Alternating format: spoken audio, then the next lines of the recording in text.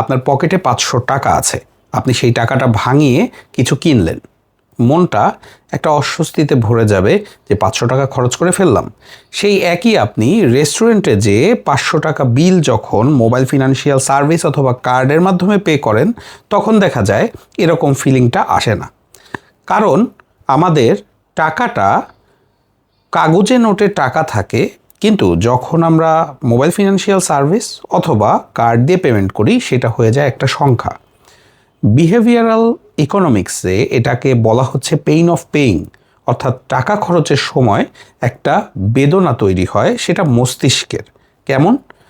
বলা হচ্ছে রিসার্চে যেটা বেরিয়ে এসেছে যে মানুষ যখন কাগজে নোট খরচ করে তার নাকি কোনো জায়গা পুড়ে গেলে বা বড় আঘাত পেলে যে অস্বস্তি বা বেদনার ফিলিংটা মস্তিষ্কে হয়, ঠিক তেমন ফিলিং মস্তিষ্কে টের পাওয়া যায়।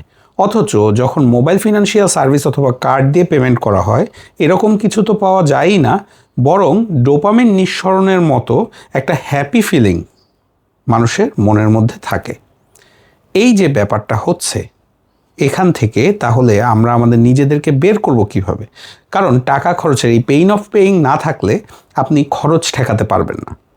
এর একটা ছোট টিপস দিয়ে রাখি, যেটা আপনাকে অনেক ক্ষেত্রে সেই কাগজে নোট খরচের অনুভূতিটা ফেরত আনতে পারে।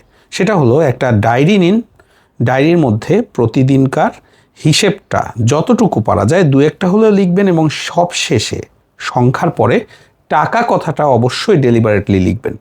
যখন এটা আপনার মস্তিষ্ক প্রসেস করা শুরু করবে যে এখানে টাকা খরচ এবং জমা এরকম কোনো বিষয় আছে, তখন সেই পেইন অফ পেইং ফিরে আসবে এবং আপনার খরচের লাগাম আগের থেকে কিছুটা হলেও টানা হয়ে যাবে, একেবারে অটোমেটিক্যালি।